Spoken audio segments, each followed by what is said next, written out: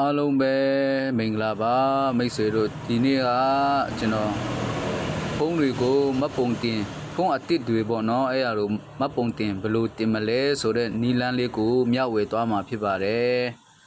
နံပါတ်1တစ်ချက်ကကျွန်တော်တို့ဖုန်းတွေကိုဖုန်းအတစ်တွေကိုဖောက်ပြီးမှပေါ့နော်ကျွန်တော်တို့စင်ကတ်နကတ်ထိုးရမှာဖြစ်ပါတယ်ပေါ့ဒီစင်ကတ်နကတ်ဘာစင်ကတ်ပဲထည့်ထည့်ပေါ့နော် MPT ပဲထည့်ထည့် Telenor ပဲထည့်ထည့် Ori2 ပဲထည့်ထည့် Mindtel ပဲထည့်ထည့်ပေါ့နော်အဲစင်ကတ်နကတ်ကိုကျွန်တော်တို့အဝင်အထွက်လုပ်ပေးရပါမယ်အထွက်တစ်ခေါ်အဝင်တစ်ခေါ်ပေါ့နော်အဲအပြန်အလှန်ခေါ်ပေးပါပေါ့နောက်ပြီးကျွန်တော်တို့ Wi-Fi ကိုဖြစ်နိုင်ရင်နိုင်ဝက်လောက်ချိတ်ပေးပါပေါ့နိုင်ဝက်လောက်အချိန်မရရင်တော့9မိနစ်လောက်ချိန်နေရပါတယ်တချို့ကတော့9မိနစ်ချိန်ရတယ်ပေါ့နော်ကျွန်တော်အနေနဲ့ကတော့ဒီဖုန်းစင်ကတ်ထည့်ပြီးမှ Wi-Fi ကိုမိနစ်30လောက်တေချအောင်ချိတ်ပြီးမှကျွန်တော်တို့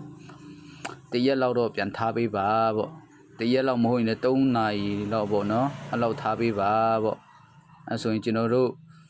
ဖုန်းအတစ်ဘယ်လိုမှပုံတင်ရမယ်ဆိုတာလူတိုင်းသိသွားမြင်မယ်ဖြစ်ပါတယ်ပေါ့နော်ကျွန်တော်တို့ဒီနီလန်းလေးကိုလှုပ်သွားဖို့ကျွန်တော်အကြံပေးချင်ပါတယ်ပေါ့ကျေးဇူးတင်ပါတယ်